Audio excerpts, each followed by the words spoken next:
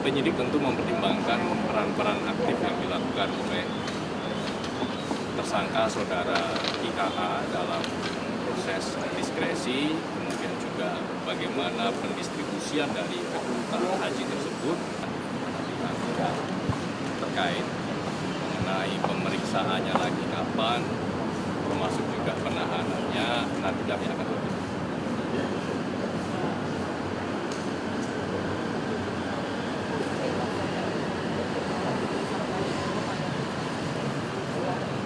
Ya, dua tersangka, yang pertama saudara YCU selaku Menteri Agama, yang kedua saudara IAA selaku staf khusus dari Kementerian Agama. Kalau swasta yang mencegahnya? Saat ini yang sudah ditetapkan sebagai tersangka dua orang tersebut. Jadi nanti kita masih akan fokus terkait dengan penyidikan dua tersangka ini. Mas, bisa di-share sedikit nggak sih peran staf ahlinya itu sebagai apa dalam kasus ini sehingga kemudian ditetapkan menjadi tersangka? Penyidik tentu mempertimbangkan peran-peran aktif yang dilakukan oleh tersangka saudara IAA dalam proses diskresi, kemudian juga bagaimana pendistribusian dari kuota haji tersebut, termasuk juga terkait dengan dugaan aliran uang dari pihak-pihak PIHK atau Biro Travel Haji kepada oknum di Kementerian Agama ini. Dari perbuatan melawan hukum yang bersangkutan ini, maka kemudian penyidik menetapkan tersangka kepada dua orang, yaitu saudara YCQ dan saudara IA. Berarti nanti akan dilakukan penangkapan? Tentunya, tapi bukan nanti hari ini ya. Nanti kami akan. Mas, kerugian negaranya berapa? Saat ini masih menunggu finalisasi dari kawan-kawan BPK. Kita tunggu kalkulasinya sampai nanti selesai.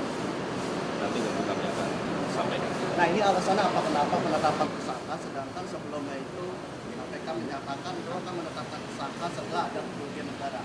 Apakah ini gara-gara ramai pimpinan KPK ragu-ragu menetapkan tersangka sehingga buru-buru gitu, Mas?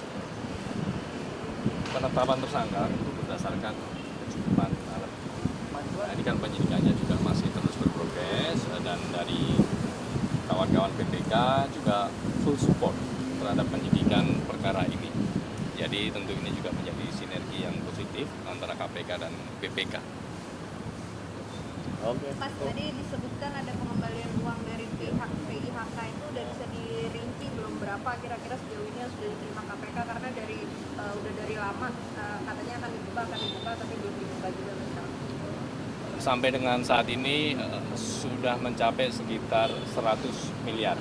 Ya, ini masih akan terus bertambah. Oleh karena itu KPK terus mengimbau kepada pihak-pihak PIHK, Biro Travel ataupun asosiasi yang masih ragu-ragu, silakan bisa segera mengembalikan terkait dengan uang-uang yang diduga terkait dengan dugaan tindak pidana korupsi ini. Mantan Menteri Agama ya Pak Yakut Khalil Qomas ini sudah ditetapkan sebagai tersangka, mungkin bisa diberikan informasi selengkapnya, Mas? Baik. Perkara ini berangkat dari adanya tambahan kuota haji dari pemerintah Arab Saudi kepada pemerintah Indonesia untuk memangkas panjangnya antrean ibadah haji.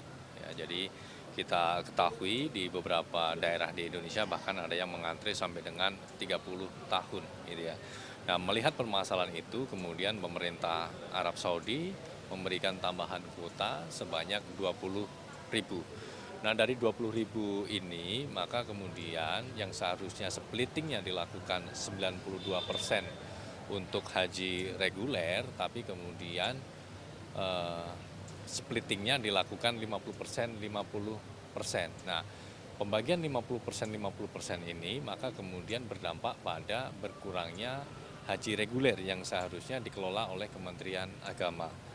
Di sisi lain menambah haji khusus yang kemudian dikelola oleh para PIHK atau Biro Travel yang semula hanya mendapatkan plotting 8%, tapi kemudian karena adanya diskresi yang bertentangan dengan ketentuan perundangan tersebut, maka kuotanya bertambah secara signifikan menjadi 10.000 atau 50% dari paket kuota 20.000 tersebut.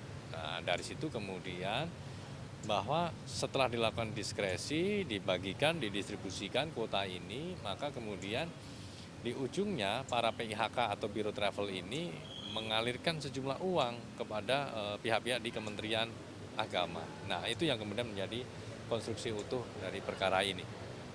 Berarti ini selain mantan Menteri Agama ada berapa tersangka lagi dan apakah mungkin akan segera diperiksa atau dilakukan penahanan itu seperti apa, Mas? Ya, dari serangkaian penyidikan yang dilakukan, penyidik kemudian melakukan pemeriksaan baik kepada pihak-pihak di Kementerian Agama, pihak-pihak asosiasi, kemudian pihak-pihak dari Biro Travel, yang kemudian KPK menemukan adanya perbuatan melawan hukum kepada pihak-pihak yang kemudian pada tanggal 8 Januari kemarin ditetapkan sebagai tersangka, yaitu Saudara YCQ selaku mantan Menteri Agama pada saat tempus perkara dan juga Saudara IAA yang merupakan staf khusus dari Menteri Agama pada saat itu. Kalau staf khususnya itu berperan sebagai apa, Mas? Ya, tentu begini, dari konstruksi utuh perkaranya, dari penambahan kuota haji tersebut, di sini dilakukan diskresi. Nah, diskresi ini seperti apa proses dan tahapannya, termasuk apakah ini inisiatornya top down, murni dari Kementerian Agama, atau bottom up. Jadi ada inisiatif dari para PIHK ataupun asosiasi, atau keduanya, top down dan bottom up, gitu kan, yang kemudian bersepakat untuk melakukan diskresi, splitting menjadi 50%, 50%. Nah, peran-peran itulah yang kemudian didalami sama penyidik, termasuk juga peran terkait dengan pendistribusian kuota, kemudian dari PIHK dan Biro Travel ini mengalirkan kepada oknum-oknum di Kementerian Agama ini seperti apa. Nah, itu yang kemudian dari konstruksi utuh perkara itu, kemudian KPK menemukan adanya dugaan perbuatan melawan hukum yang dilakukan oleh para pihak tersebut yang kemudian ditetapkan sebagai tersangka. Mas, setelah ditetapkan sebagai tersangka, apakah nantinya kedua tersangka ini akan dilakukan penahanan? Ya, tentunya. Jadi ini kan penyidikan masih berprogres, nanti kita panggil lagi untuk dilakukan pemeriksaan dalam status sebagai tersangka. Terakhir, Mas, mungkin bisa disampaikan berapa kerugian negara akibat kasus ini? Ya, perkara ini adalah sangkaan pasalnya pasal 2, pasal 3 terkait dengan kerugian keuangan negara yang saat ini sedang dilakukan finalisasi hitungnya oleh kawan-kawan di BPK. Sehingga nanti dalam proses penyidikan ini kita tunggu hasil kalkulasi akhir dari BPK, nilainya berapa. Nah, yang terpenting Mbak Risma bahwa kerugian keuangan negara ini jangan selesai di angka saja, tapi bagaimana kita bisa secara optimal memulihkan keuangan negara itu. Ya, oleh karena itu, dalam serangkaian penyidikan yang dilakukan, penyidik selain melakukan pemeriksaan juga melakukan penyitaan, yaitu sejumlah aset yang diduga terkait ataupun bersumber dari dugaan tindak pidana korupsi ini. Ya, oleh karena itu, dalam kesempatan ini, yang pertama kami menyampaikan apresiasi dan terima kasih kepada pihak-pihak yang sudah kooperatif, hadir memenuhi panggilan penyidik, memberikan keterangan yang dibutuhkan, dan juga mengembalikan terkait dengan aset-aset yang diduga terkait, baik dalam bentuk uang ataupun aset lainnya.